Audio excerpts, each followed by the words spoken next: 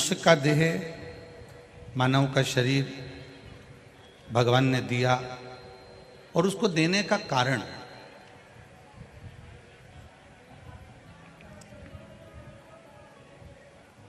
केवल इस मानव के शरीर के माध्यम से भगवान की अविरल भक्ति को प्राप्त करना। सारी योनियां मिलना सरल है, परंतु क्यों ये सारी योनियां, चाहे वो मेंढक की हो, चाहे छिपकली की हो, चाहे झिंगूर की हो, चींटी की हो, जलचर हो, थलचर हो, वायुचर हो, ये जितनी भी योनियां हैं ये मिलना सरल है, पर सबसे ज्यादा यदि कठिन है तो मनुष्य की योनि मिलना कठिन है। बहुत जीवन के चले जाते हैं तो हमारे को जीवों की योनियां, पशु पक्षी जानवर की योनि मिलती रहती है, पर कहीं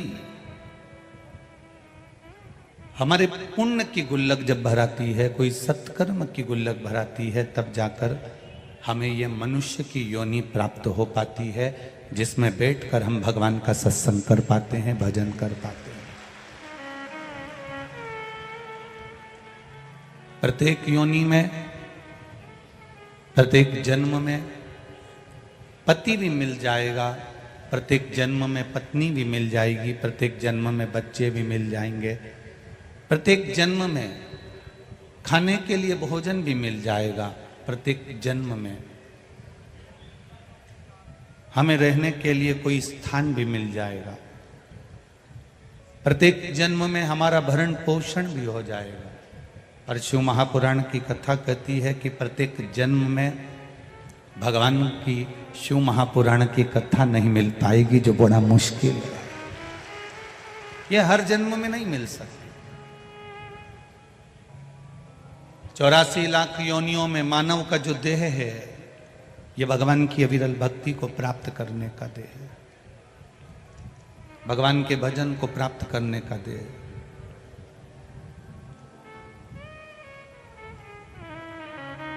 दर्पण से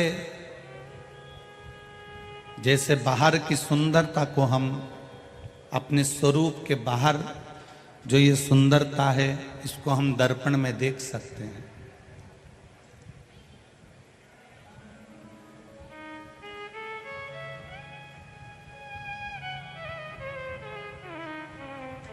दर्पण आपके बाहर की सुंदरता को दिखा देगा,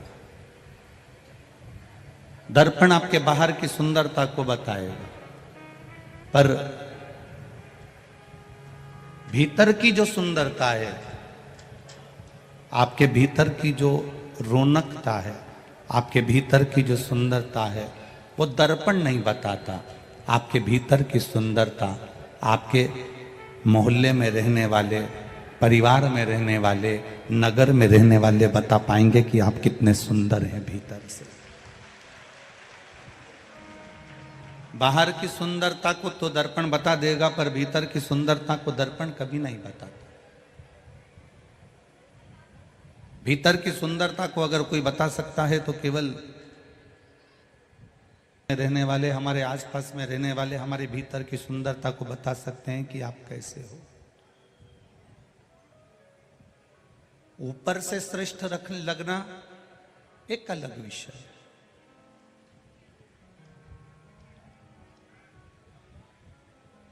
पर भीतर से श्रेष्ठ लगना एक अलग विषय है।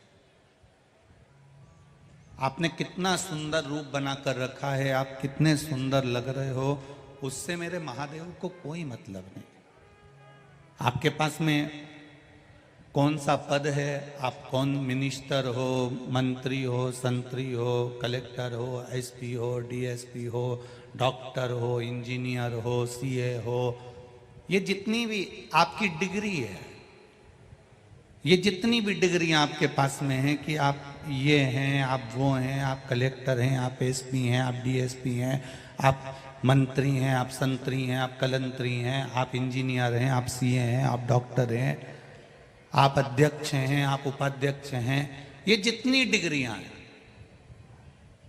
ये संसार के लोग देखते हैं।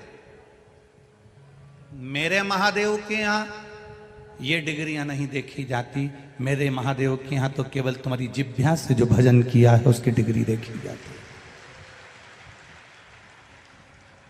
आप किस पद पर हो ये उसे मेरे महादेव को कोई मतलब नहीं। आप कितनी प्रतिष्ठा पर हो उससे मेरे महादेव को कोई मतलब नहीं। आपके भजन का बल कितना बड़ा है। होठों पर लाली लगा लेने से दूसरे देखकर खुश हो जाएंगे, पर मेरा महादेव होठों की लाली से खुश नहीं होता। मेरा महादेव ये होठ जब हिलते हैं और इसमें से शिव नाम निकलता है तब खुश होता है।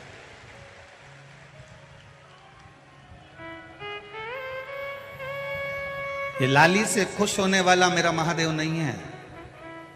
शमशान का निवासी है, शमशान में रहता है और शमशान में रहते रहते रहते रहते कई लोग कहते हैं कि महादेव हमारी सुनते क्यों नहीं है।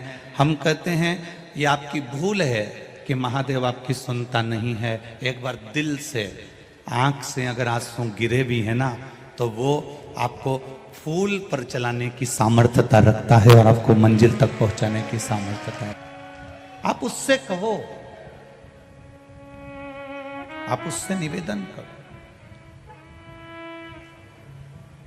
दुर्योधन और अर्जुन दोनों के गुरु एक ही थे। जो अर्जुन के गुरु थे वो दुर्योधन के गुरु थे। जितनी विद्या अर्जुन को मिली उतनी विद्या दुर्योधन को मिली। दोनों के गुरु एक थे, पर जीत किसको मिली? दुर्योधन को कि अर्जुन को? बोलो, जम के बोलो। अर्जुन को जीत मिली।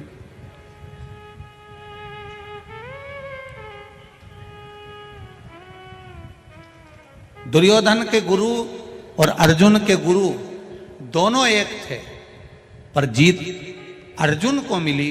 उसका कारण क्या था? क्यों भगवान कृष्ण ने अर्जुन से कहा कि अर्जुन जाओ पार्थिव शिवलिंग का निर्माण करो, पूजन करो, आराधना करो? क्यों अर्जुन से कहा गया कि भगवान का भजन करो? क्यों अर्जुन से कहा गया कि शिव नाम की भक्ति करो? क्यों युधिष्ठिर से कहा गया कि जहां मौका मिल जाए, जहां से निकल कर जाओ, उस मार्ग में शंकर भगवान का कोई मंदिर मिल जाए, कोई देवालय मिल जाए तो उसका शीश नवा दो?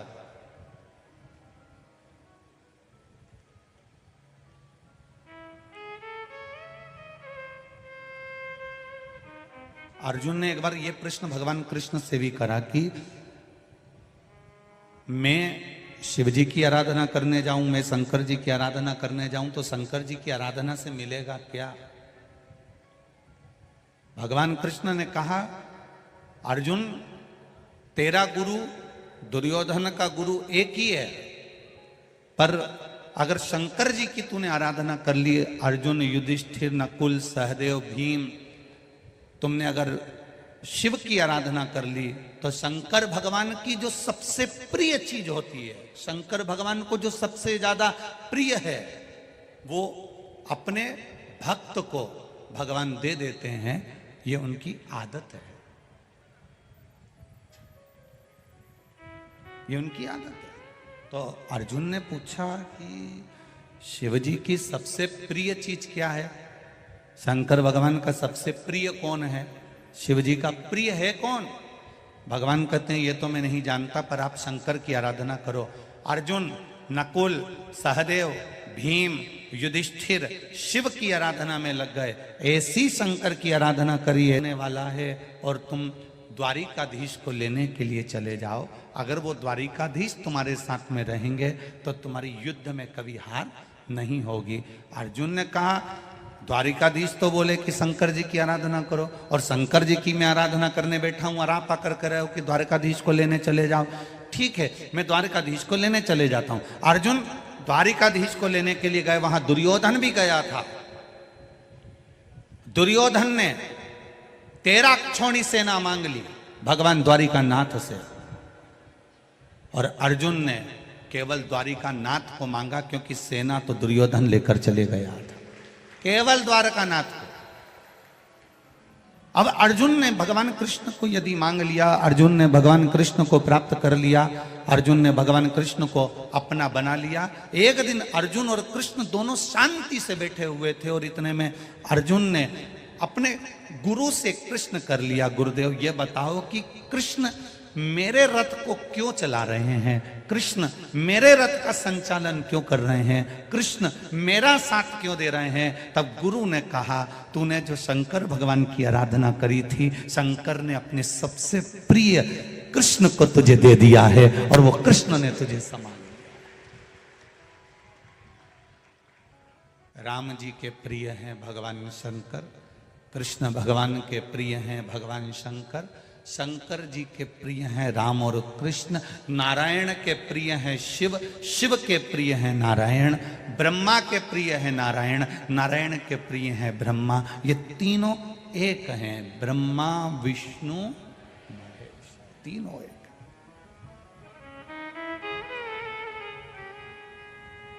प्रणवक्षर के माध्यम यह राजा भर्तरी ने अपनी बहन से, और बहन ने राजा भर्तरी को जो 3 बातों का ज्ञान दिया वो बड़ा विचित्र था।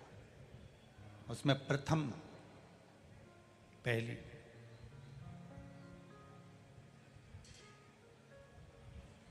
मैनावती राजा भर्तरी राजा विक्रमादित्य की बहन।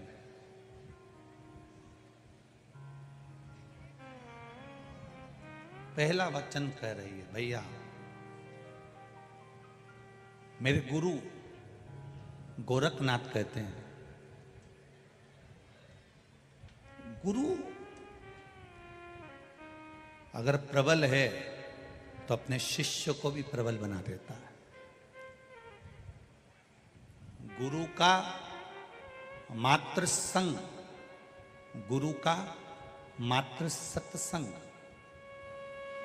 गुरु के संग आप चल रहे हैं, गुरु के सत्संग में आप चल रहे हैं, कहीं ना कहीं आप शिव की आराधना में डूबे हुए हैं, भगवत भजन में डूबे हुए हैं, तो गुरु आपको इतना भिंगो देगा, इतना भिंगो देगा कि फिर आपका चित्त, आपका मन, आपकी बुद्धि, आपका मन कहीं दूसरी जगह जाएगा ही। गुरु अगर भिंगो दे, राजा भर्तरी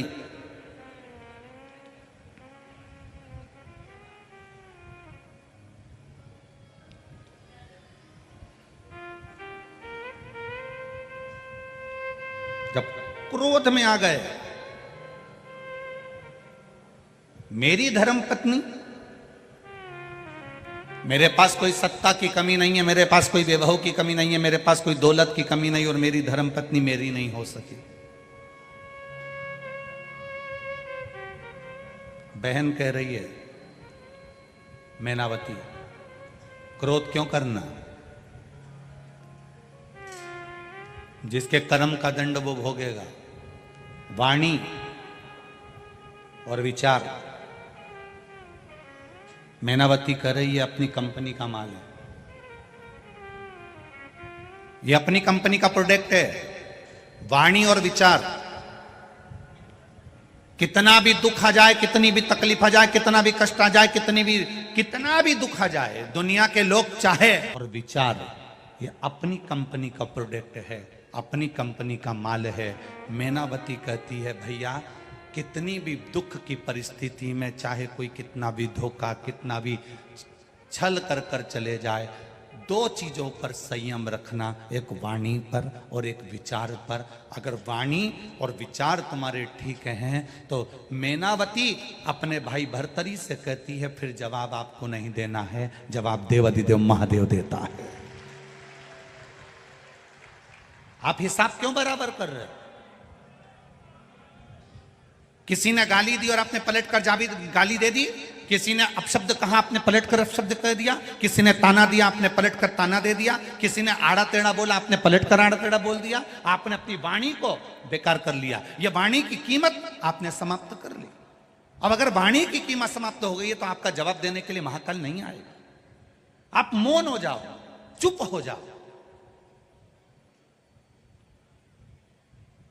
जो दिन भर अब शब्द बोलता रहता है, दिन भर कुछ ना कुछ 24 घंटे बयान देता रहे, 24 घंटे बोलता रहे, 24 घंटे बोलता रहे, तो लोग भी समझते हैं ये तो माइक लगा हुआ है ना, भोपू चली रहा है ना, बस ये तो बोलता जाएगा, हर कुछ बोलता जाएगा, हर कुछ बोलता जाएगा। लोग 10 बार सुनेंगे, 20 बार सुनेंगे, 25 बार सुनेंगे, 50 बार सुनेंगे, इसके बाद तुम्हारी बात पर कोई विचार नहीं करेगा, आपके शब्दों पर कोई विचार नहीं करेगा। हाँ, एक रेलवे स्टेशन पर माइक लगा रहता है, वो कभी कभी बोलता,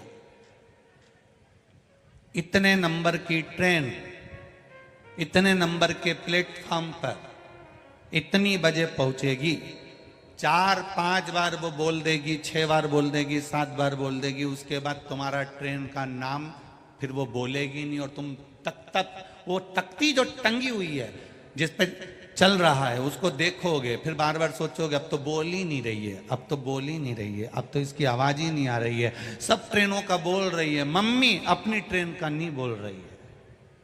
पापा ऐसा लगता है कि ट्रेन का बोल ही नहीं रही है, कि मेरे को तो लगता है कि ट्रेन आ जाएगी और ये बोल ही नहीं पाएगी, ऐसा लग रहा है। अब अपने को उत्सुकता बढ़ रही है, कब बोले, कब बोले, कब बोले। फिर वो बोलती है कब, जब ट्रेन थोड़ी सी दूर पर रह जाती है, ट्रेन प्लेटफॉर्म पर आने की तैयारी में है, आप तैयारी कर लो।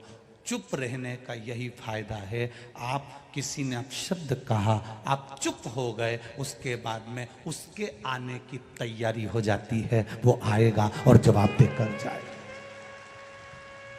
आपको जवाब नहीं देना।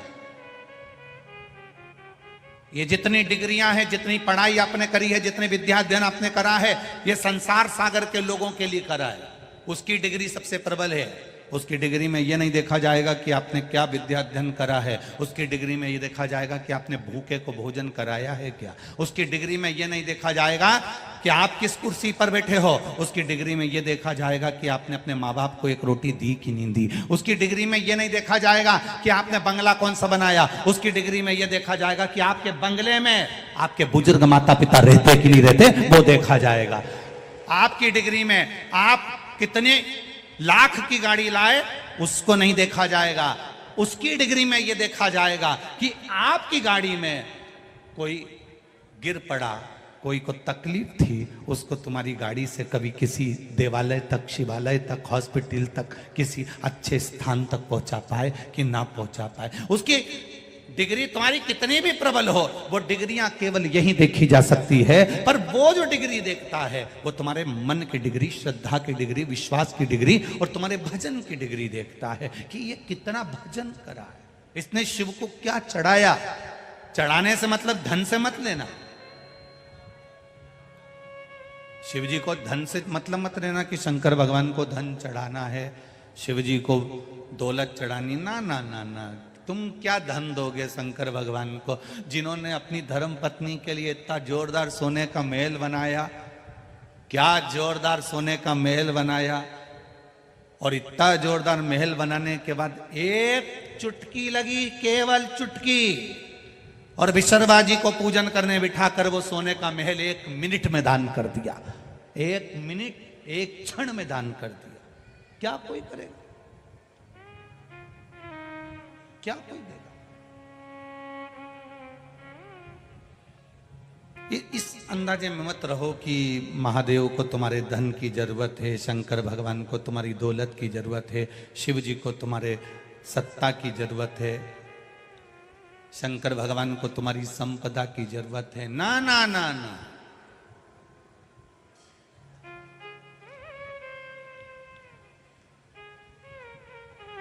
कुछ नहीं चाहिए। अलमस्त बैठा है आनंद में, एकांत एकांत। कितना सीधा साधा होगा, कितना सरल होगा मेरा महादेव, विचार करना जरा। कोई मर गया, उसका अंतिम संस्कार खेत में करा, अंतिम संस्कार खेत में करा, तो जहां उसकी भस्म पड़ी थी वहीं पे ओटला बना दिया। बोलो री जी जी सही है कि गलत है? वहीं ओटला बना दिया।